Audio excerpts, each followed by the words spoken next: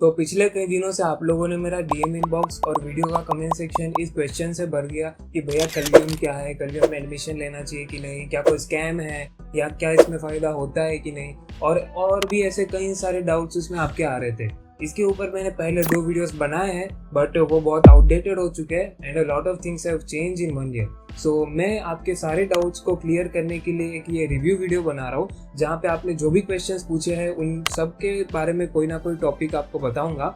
And इस video में शुरू में मैं कलियुग के प्रोज क्या है, कॉन्स क्या है एंड उसके बाद अपना personal opinion and honest advice and ये प्रोग्राम किन लोगों के लिए कौन ज्वाइन कर सकता है ये सब आपको बताऊंगा। तो इस वीडियो में एंड तक बने रहिएगा, आपका सारा डाउट क्लियर हो जाएगा। अगर आपको ऐसे जो कलियुग के बारे में नहीं जानते पर कंप्यूटर साइंस में एडमिशन लेना चाहते तो आपको बता दूं कलियुग क्या है। कलियुग एक ऐसा स्टार्टअप है जो कि इंडिया के बहुत सारे कॉलेजेस के अंदर एक बीटेक सीएससी प्रोग्राम में मिडल मैन बन जाता है, जहाँ पे आप उसी कॉलेज में पढ़ोगे बट आपका जो करिकुलम होगा वो कलियुग का पर्सनलाइज कंप्यूटर साइंस के कोर सब्जेक्ट के ऊपर फोकस करिकुलम होगा।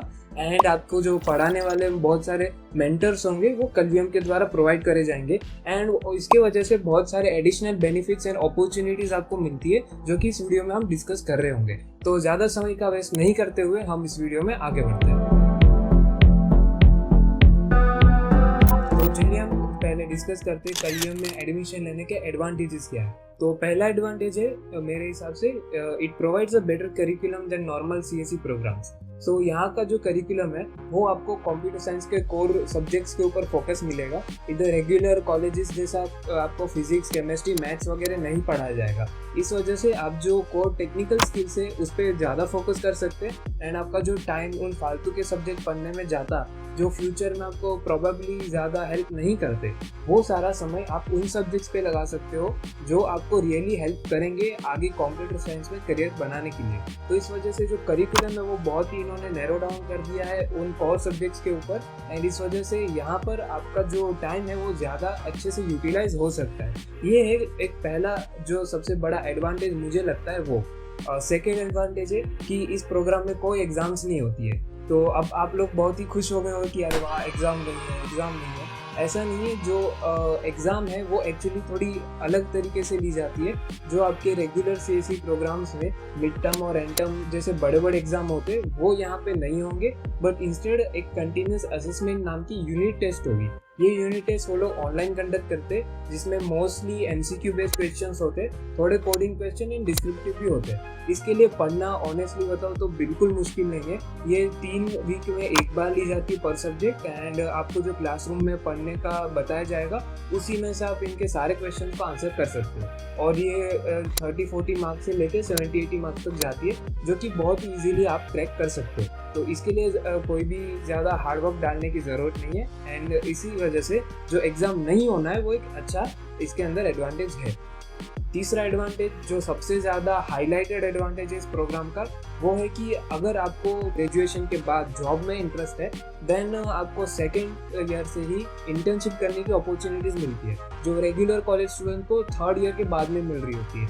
तो आपको यहाँ पे 3 साल का जॉब एक्सपीरियंस मिल जाएगा जिसके वजह से फाइनल प्लेसमेंट में आपको बहुत ज़्यादा फ़ायदा होगा क्योंकि आपने पहले ही सीख लिया होगा कि एक प्रोडक्ट कैसे कंपनी में बनता है, आप कैसे कोडिंग करते हो और कोई भी नया प्रोडक्ट कोडिंग फेज से पब्लिक रिलीज तक कैसे पहुँचता है। तो आपने कई सारी चीज़ें इन 3 साल में सीख ली होगी जिसकी वजह से फाइनल ईयर में आपको बहुत ही ज़्यादा फ़ायदा होगा। एंड ऑल्सो ये सारी इंटर्नशिप पेड होती है तो आपको मंथली स्टाइफंड भी आता रहेगा। तो ये एक सबसे बड़ा हाईलाइटेड एडवांटेज है। अगर आपको एंटरप्रेन्योरशिप करनी है, जॉब नहीं करनी है, तो उसके लिए भी आप कलियुग किक स्टार्ट अपॉर्चुनिटी ले सकते हो जिसके अंदर आप अपना आइडिया पिच करोगे और कलियुग की टीम आपको वो स्टार्टअप खड़ा करने में हेल्प करेगी।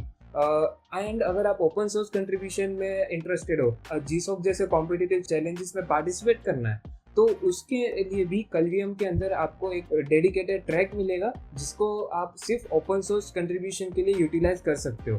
तो क्योंकि मेरे बैच में कोई एंटरप्रेन्योरशिप ट्रैक ओपन सोर्स वाला नहीं लिया था तो मेरे पास ज़्यादा इन्फॉर्मेशन नहीं है। चौथा एडवांटेज है कि आपको यहाँ पे जो अपने क्लास में क्वालिटी ऑफ स्टूडेंट मिलेगा that will be far more better than regular CSC program. आपको यहाँ पे क्लास के अंदर क्वांटिटी भी ज़्यादा नहीं मिलेगी, स्टूडेंट की 30-40 की स्ट्रेंथ होती है एंड जो क्वालिटी होगी वो बहुत ही अच्छी होगी क्योंकि इनकी जो केक्यू चैलेंज की एंट्रेंस एग्जाम है उसके अंदर बहुत सारे जो ब्राइट माइंडेड स्टूडेंट है वो फिल्टर हो जाते हैं। जो उस एग्जाम को क्लियर करके इंटरव्यू क्लियर करेगा वही क्वालिफाई होगा इस बैच में एडमिशन लेने के लिए।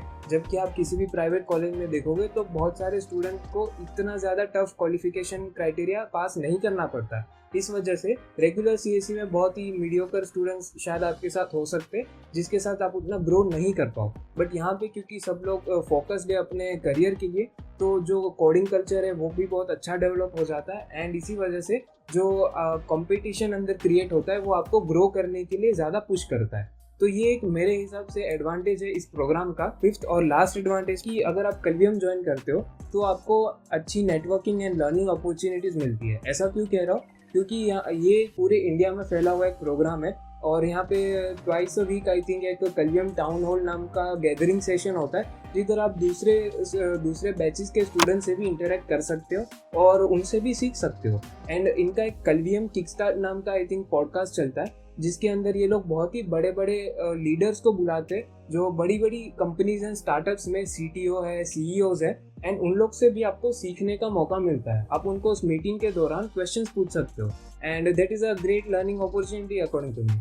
सो ये थे 5 बेनिफिट्स जो आपको कलवियम ज्वाइन करने के ऊपर मिल सकते हैं। और भी छोटे मोटे benefits based on personal choices हो सकते हैं, बट ये जो मेन 5 मेरे को बेनिफिट्स लगे वो आपको मैंने बता दिए। अब हम डिस्कस करते हैं कि अगर इतने एडवांटेजेस है तो डिसएडवांटेजेस क्या है। तो सबसे पहला डिसएडवांटेज ये है कि it just makes your college life terrible. और ऐसा क्यों कह रहा हूँ? क्योंकि आपका जो टाइम है वो सबसे ज़्यादा क्लासरूम में चला जाएगा एंड आपको 9 o'clock से 7 o'clock 10-11 आवर्स के क्लासेस करने पड़ेंगे और इवन ऑन सैटरडेज आपको इतना ही टाइम क्लास में देना है। तो आपको कॉलेज लाइफ एंजॉय करने के लिए ओनली संडे मिलेगा, उसमें भी आपको अलग अलग कई पर्सनल चीज़ें करनी होगी। एंड अगर आप एक रिलेशनशिप में हो तो या तो वो कर लो या फिर पढ़ाई कर लो। तो यहाँ अगर आप ज्वाइन करे हो या तो समझ जाओ कि आपका कॉलेज लाइफ है वो बहुत ही बेकार होगा, क्योंकि आप सिर्फ एक नर्ड बन के क्लास में बैठे रहोगे, पूरा टाइम पढ़ाई करते रहोगे। इस प्रॉब्लम को सॉल्व करने के लिए उन्होंने एक रिड्यूस इंटेंसिटी ट्रैक इंट्रोड्यूस किया था जिसमें आप 5 बजे क्लास से जा सकते हो और कुछ भी कर सकते हो।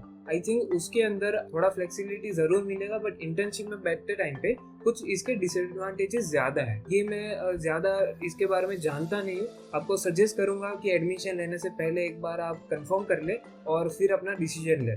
तो ये एक डिसएडवांटेज है कि आपका बहुत ज़्यादा टाइम क्लासरूम में चला जाएगा एंड पर्सनल चीज़ों के लिए या तो हॉबीज़ को एक्सप्लोर करने के लिए टाइम बिल्कुल नहीं होगा। दूसरा जो डिसएडवांटेज है वो है कि यहाँ पे अगर आपको इंटर्नशिप लेनी है, जो कि I think most of the students करेंगे, तो इधर बहुत सारे एलिजिबिलिटी क्राइटेरियाज है और उसको क्वालिफाई करने के बाद ही आप इंटर्नशिप में बैठ सकते हो। वो क्राइटेरियाज क्या है?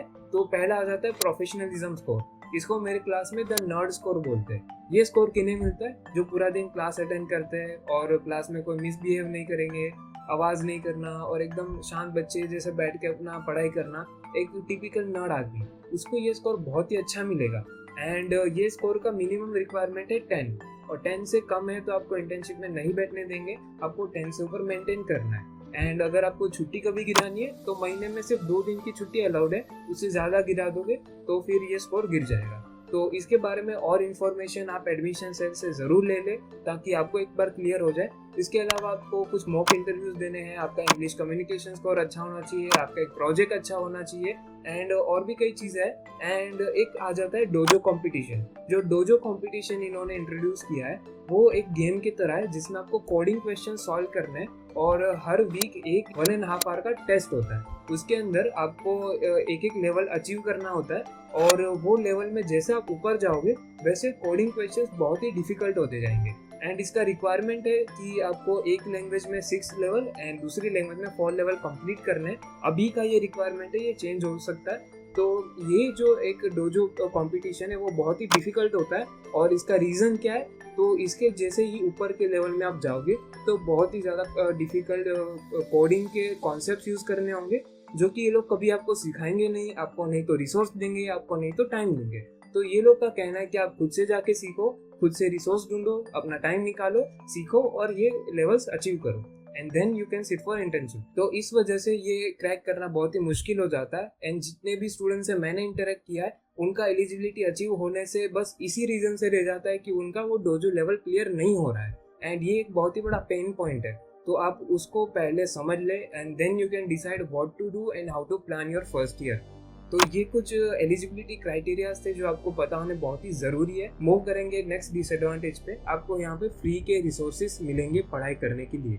अगर आप इस प्रोग्राम को ज्वाइन कर रहे हो एंड 2 से 3 लाख रुपया 6 महीने का 1 साल का दे रहे हो, देन यू एक्सपेक्ट कि आपको कोई प्रीमियम क्वालिटी स्टडी मटेरियल मिले। बट ये लोग क्या देंगे, उनकी वेबसाइट पे ब्लॉग फॉर्म में आपको टेक्सचुअल एंड वीडियोस के फॉर्म में चीज़ें मिलेगी पढ़ने के लिए। एंड अगर मैं इसको कॉपी करके किसी भी AI डिटेक्शन टूल में पेस्ट करूँगा, आप देखो कि 80-90% उनका कंटेंट AI जनरेटेड है। एंड ऐसा क्यों, I have no idea. But जो फर्स्ट ईयर में हमारे मेंटर्स थे वो खुद इस कंटेंट को लिखते थे और वो बहुत ही ज़्यादा मज़ेदार कंटेंट था जो समझना बहुत ही ईजी रहता था। बट अभी इन्होंने AI का यूज़ करना शुरू कर दिया है और जो ChatGPT जनरेटेड इनके लेसन्स होते हैं वो समझना इतना ईजी नहीं है। And it just gives you an overall idea of the concept, but उसके अंदर डीप डाइव करने के लिए आपको बहुत ही दिमाग लगाना हो, क्योंकि वो जो टेक्स्ट है वो बिल्कुल समझ नहीं आता है। एंड इसके ऊपर पता नहीं उन्होंने फीडबैक लेके क्या किया क्या नहीं किया, बट रिसेंटली ये जो उन्होंने चेंज किया है उसके वजह से लर्निंग एक्सपीरियंस बहुत बुरा हो गया है। एडिशनली आपको फ्री के यूट्यूब वीडियोस दिए जाएंगे कोडिंग के रिलेटेड जो भी कॉन्सेप्ट्स है उसको समझने के लिए। एंड वो जो फ्री यूट्यूब वीडियोस है they are still not the best quality available on the YouTube. अगर आप किसी भी कंटेंट क्रिएटर का पर्सनल सेल होता हुआ कोर्स, जैसे अपनी कक्षा का कोर्स आता है, कोड हेल्थ का कोर्स आता है, वो लोगे 100-200 रुपये का, तो उसमें बहुत ही अच्छा कंटेंट मिलेगा। बट ये लोग वो भी नहीं करके फ्री के यूट्यूब वीडियोस दे रहे हैं। They just basically want you to learn from free resources and that makes your learning experience so terrible, क्योंकि कुछ भी चीज़ समझने के लिए आपको बहुत ही ज़्यादा टाइम वेस्ट हो जाता है। बिकॉज दोनों आप यहाँ पढ़ोगे फिर अलग से खुद का डाउट सॉल्व करोगे and it is just not a good thing. तो ये आपको पता होना बहुत ही ज़रूरी है पहले। अगर इतना पैसा दे रहे हो तो यू एक्सपेक्ट कि कुछ अच्छा क्वालिटी कंटेंट तुम्हें मिले।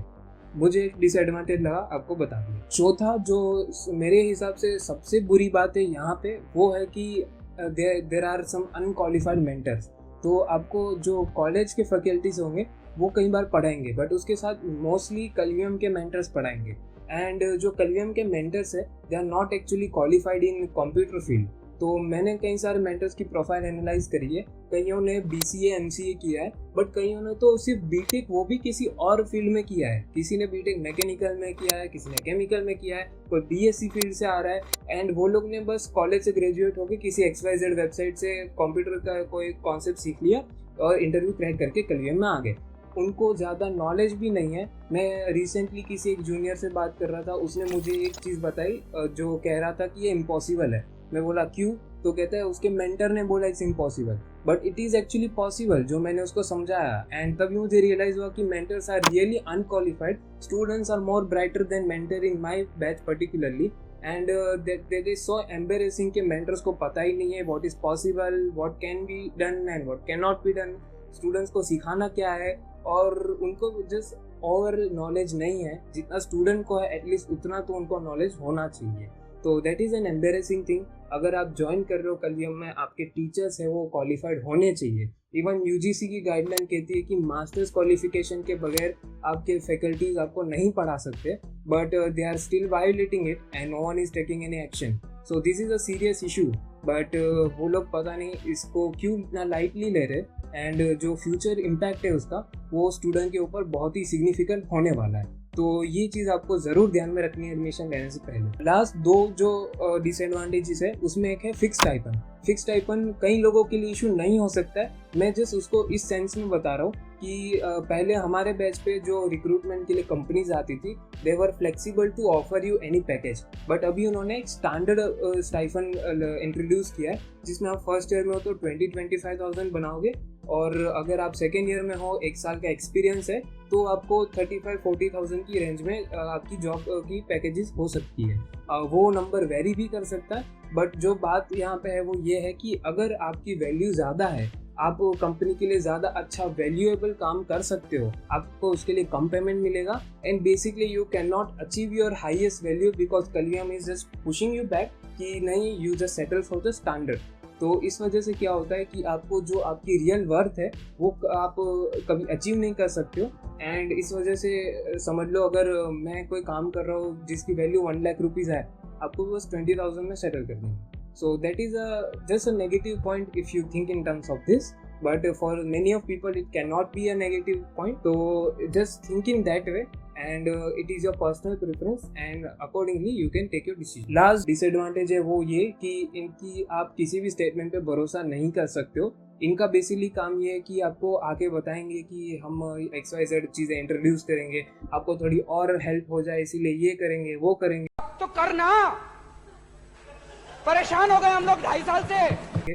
बट एक्चुअली वैसा होता नहीं है. ये लोग का ऐसा है कि जैसे चुनाव के पहले बहुत नेता लोग भाषण में बोल देते हैं मैं ये करूँगा, मैं वो करूँगा, मैं ये कर दूंगा, एंड चुनाव के बाद कुछ नहीं होता है. बस इनका वैसा ही है. एडमिशन के पहले आपको कई चीज़ें बोलेंगे, एडमिशन के बाद उसमें से कई चीज़ें नहीं होगी, एडमिशन के बाद भी क्लास में आके कह देंगे ये कर देंगे वो कर देंगे, और आखिर में पूछोगे तो होगा कुछ नहीं. कोई भी स्टेटमेंट रिलायबल नहीं है, एंड इस वजह से अगर आपको कुछ भी प्रॉमिस किया जा रहा है तो उसको रिटर्न में लेके उनके सिग्नेचर ले ले, only then you take admission. क्योंकि मेरे टाइम पे उन्होंने बोला था कि आपका जो स्टाइफन है वो हर साल 10,000 से बढ़ेगा और इसके साथ भी XYZ और चीज़ होगी. उसमें से कुछ नहीं हुआ.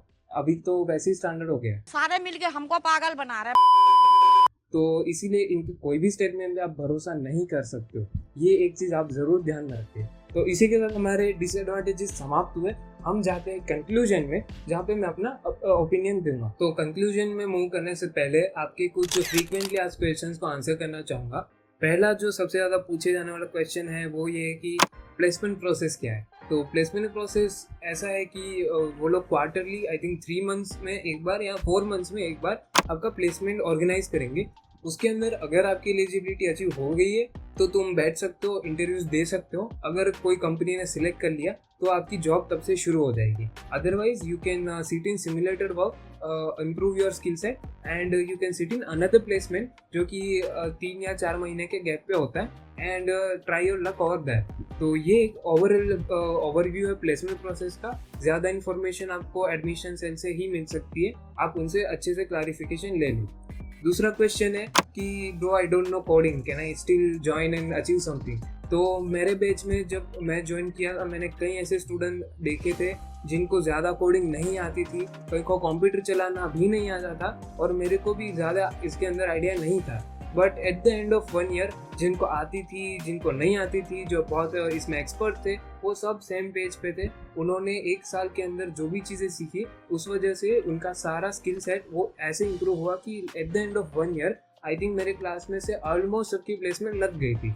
तो आपको कोडिंग नहीं आती है तो टेंशन लेने की कोई ज़रूरत नहीं है. 1-2 जो भी क्वालिफाइड मेंटर्स आपके बैच में अवेलेबल हो उनको पकड़ के बैठ जाओ, उनसे हेल्प लो, सीखो, अपने से सेल्फ स्टडी करो, एंड दूसरे स्टूडेंट से सीखो, एंड ऐसे करके हाथ पैर मार के एफर्ट डालोगे तो कुछ तो सीख ही जाओ. अगर कोडिंग नहीं आती है so it's not a problem, you can still come join and just do something. तीसरा मेरा एक्सपीरियंस है, वो सबसे ज़्यादा पूछा जा रहा है. मेरा एक्सपीरियंस क्या है? तो मैंने इस कलियम का फर्स्ट बैच ज्वाइन किया था, एंड अभी मेरे यहाँ पे 2 साल ख़त्म हो चुके हैं. तो 2 साल का जो मेरा एक्सपीरियंस है उस हिसाब से मैं ये कह सकता हूँ कि मेरे लिए पर्सनली कलियम में जो भी इन्वेस्टमेंट थी वो वर्थ इट रही है. मैंने यहाँ पे आके जो चीज़ें सीखी है वो मैंने शायद अदरवाइज नहीं सीखी होती, और मेरे क्लास में जो क्वालिफाइड बच्चों की वजह से इन्वायरमेंट बन जाता है, उस वजह से हमेशा मन होता है कि एफर्ट मारते रहे, ग्रो हो, कुछ नई चीज़ें सीखे, आगे बढ़े.